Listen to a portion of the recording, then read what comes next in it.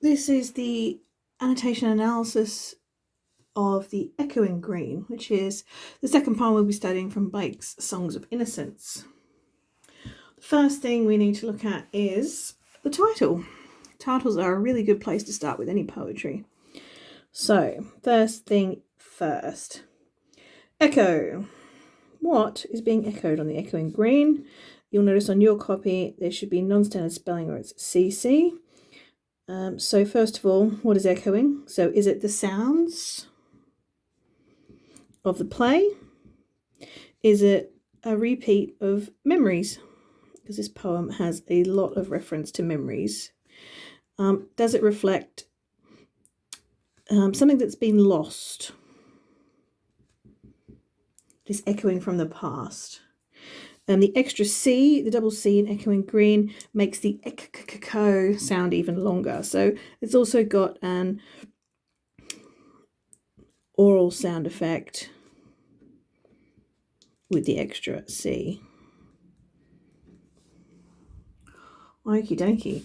And then obviously we've got the symbolism of the green. So green naturally represents nature, but in this case it also has a link to the idyllic pastoral setting that is common to lots of romantic poems. So things that have been lost, this could refer directly to the intensive industrialization that's going on at the time. Okay, overall structure. This one is in rhyming couplets, so AA, BB, CC, DD, EE.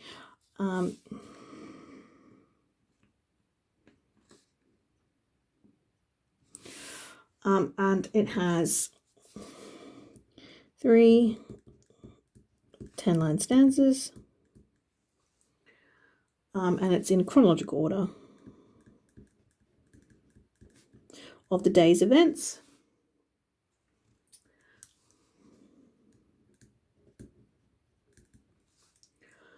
Okay, a basic summary. In stanza 1 we have the sun is rising. It's in first person present tense. Sorry, it's in first person future tense, so suggesting what's going to happen later on in the day. And it's springtime, as it says here. The second stanza is during the day and the events that happen. You've got the voice of a child and the voice of old John. So you've got the voice of the present and the voice of someone who has lost or remembers the past. And then the third one, we've got night falling. So essentially the whole poem covers the course of a day, also looking at, reflecting therefore, a life cycle, the cycle of life.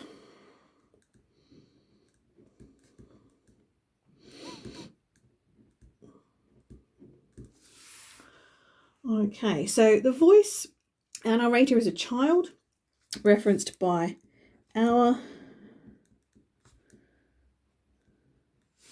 And we also have the voice of old John, who resounds with direct speech, including the use of speech marks, which obviously we didn't see in introduction, but we can see being used here. Okay.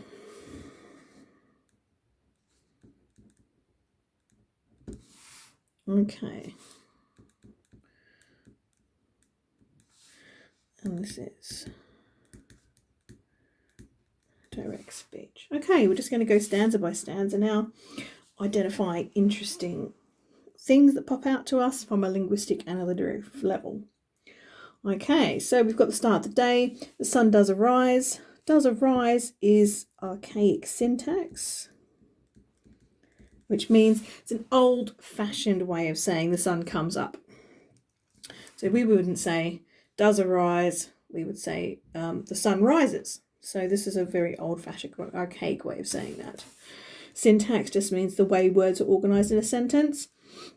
So it's an archaic syntax. We've got, so I'll just read through it quickly. The sun does arise and make happy the skies. The merry bells ring to welcome the spring. The skylark and thrush, the birds of the bush, sing louder around the bells' cheerful sound, while our sports shall be seen on the echoing green. remembering that Blake likes to hear his poems aloud. Okay, so first of all, apparently the sun rising makes the skies happy. Skies can't be happy, so we've got a nice bit of personification of nature here. We've also got merry bells ringing.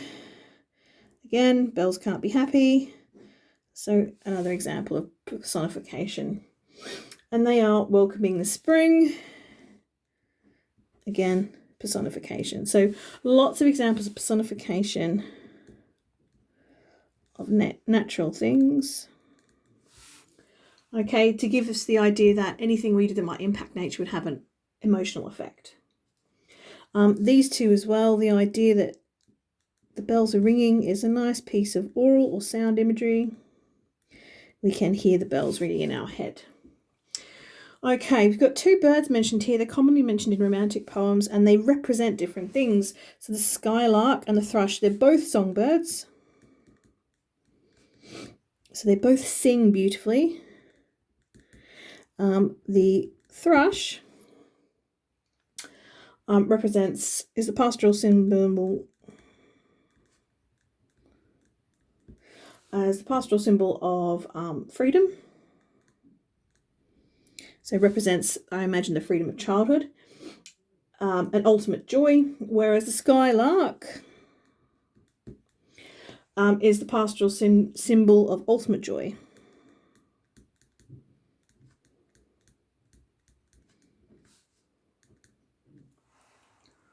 Okay. So both of these suggest as another sound with the merry bells and the sound of freedom and the sound of joy that this is going to be an absolutely wonderful day. So the birds of the bush sing louder around to the bells' cheerful sound, and the idea that these sounds then combine. Okay, so they combine to bring a real crescendo, a real loud, positive start, ringing songs, cheerful start to the day.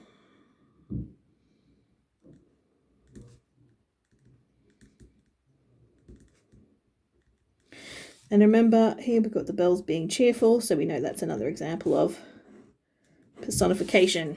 Okay, now we have the first comment from our narrator who uses our. Okay. He uses our, which is a plural possessive pronoun. So he's not talking for one person, he's talking for all children. Our sports shall be seen. So we've got, and that's also representing the narrator. Sports in this case doesn't mean playing golf, it means all kinds of play. Okay, and in this sense, it represents the freedom of the children. And specifically in nature, which is represented by the Echoing Green. Okay, we have got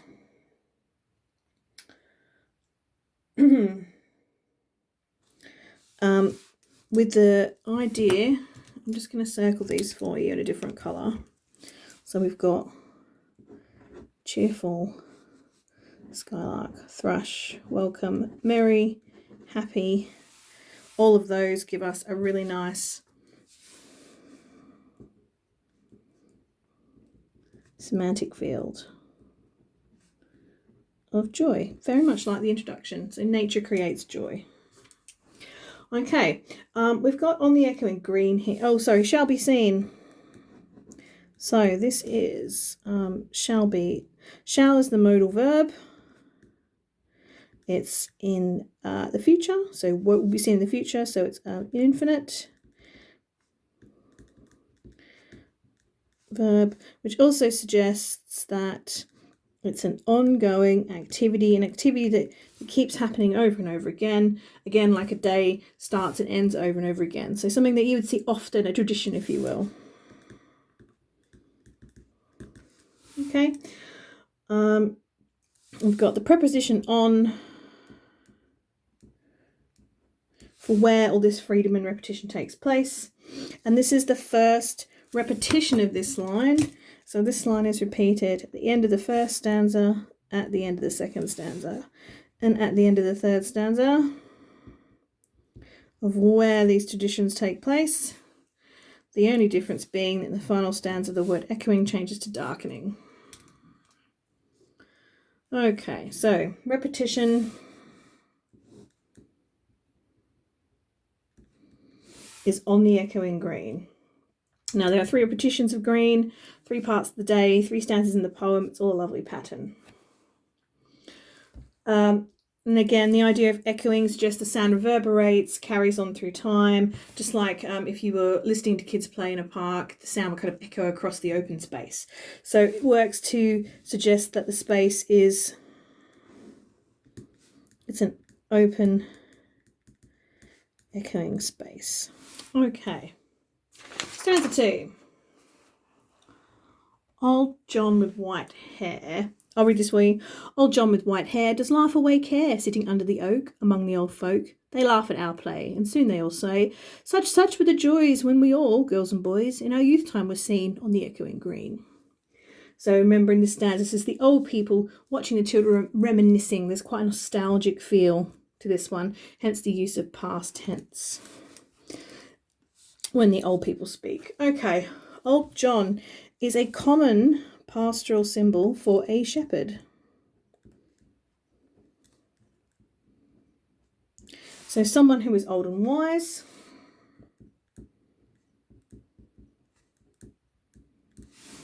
Okay, and obviously this idea of him having white hair shows his purity, wisdom and age. It can also suggest as a shepherd that he is a leader and protector, much like Jesus. Okay, so Old John is laugh away care. So we've got a lovely representation of him being carefree with this. Now he's doing it again. He does laugh away care. We've got the archaic syntax again, same as the first stanza, but it shows he's carefree, but in the present tense. So again, it's an infinite verb showing his ongoing, suggesting that this is something he does all the time. And sitting is also another infinite verb. Okay, sitting under the oak. Now the oak in pastoral symbolism also symbolizes age and wisdom.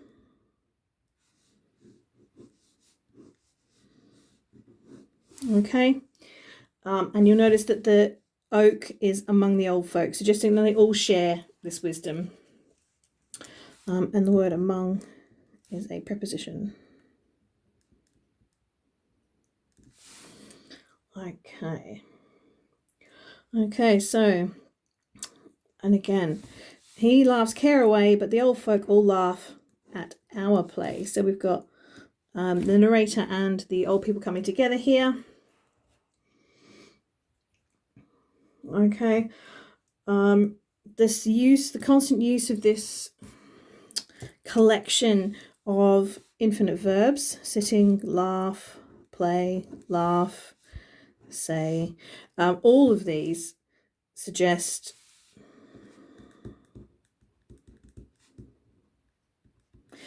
a cycle or repetition of action that's ongoing over time. So it's something that you would, as a child, you would be the one playing, and the old people comment on you, and then you become old and you comment on the young people playing. So it's a cycle of life. Okay, and soon they all say in our direct tense, and this is in past tense because they're reflecting, it's got a real nostalgia to it. Okay, real nostalgic feel, they're happily remembering the past. Okay, we've got a repetition of such. Okay, in this sense, so such is a pronoun.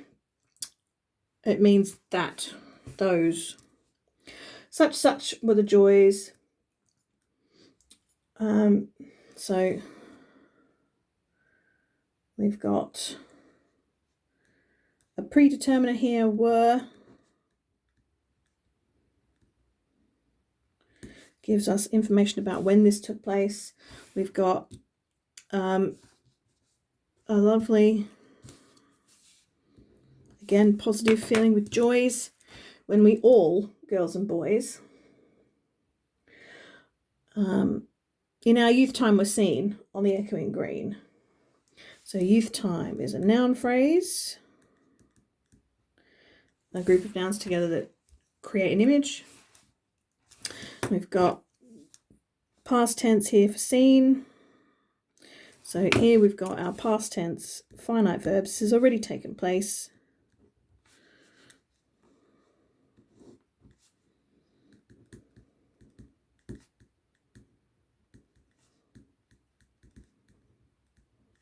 Adds that sense of nostalgia on the Echoing Green. Now the repetition of the Echoing Green, so the children are going to have play on the Echoing Green, the old people are remembering the Echoing Green. It links this part of the cycle together. So the children are playing on the green, the old people are remembering playing on the green, hence the repetition of the line.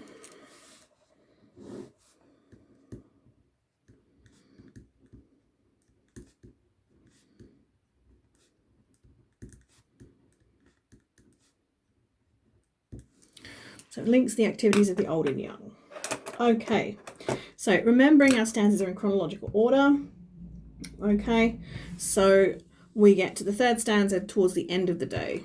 So all of this activity takes place until the little ones weary and no more can be merry. Now this is the first point where we see the rhyme scheme break a little bit. Weary and merry, they kind of rhyme, but not quite. Mothers and brothers don't quite rhyme. So we've got a bit of discordant rhyme.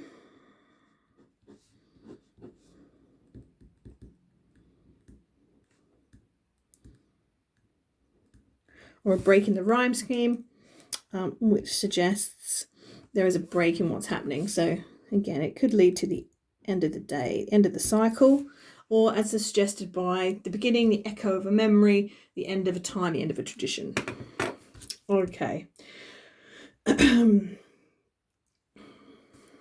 So it could be the end of the day, the end of a cycle, or the end of a tradition. Such as children being able to play on the green. Remember, this is the time of industrialization, leading to the removal of greens and then green space for the creation of factories and cities. So it could suggest that at a stretch. You'd have to be very careful about how you argue that one.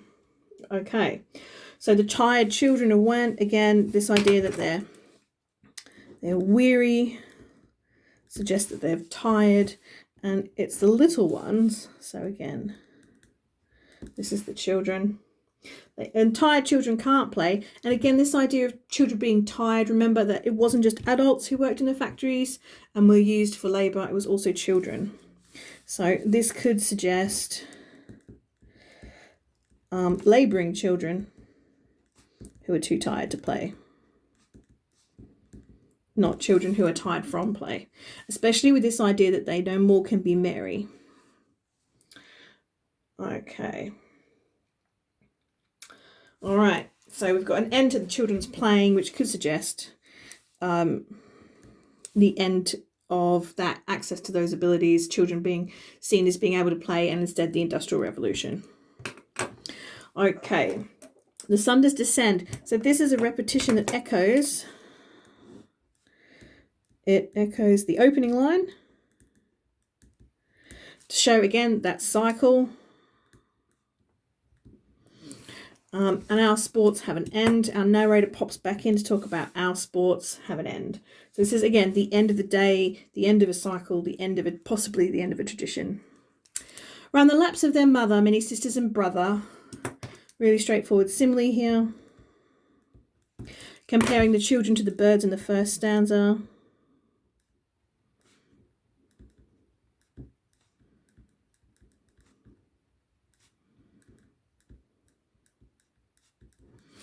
Okay, so the freedom and the joy is lost with the children return like birds to their nest. That the thrush and the lark started off at the beginning of the day, and they're ready for rest. We've got a lovely bit of alliteration.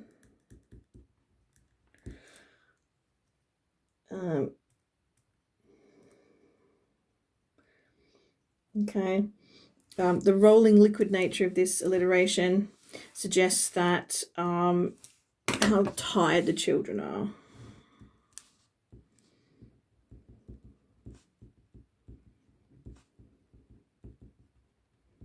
Because the r sound drags out the words.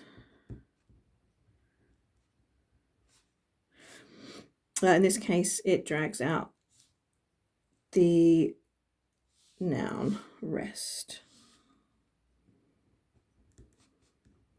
So it lengthens the consonants to create the rhythm.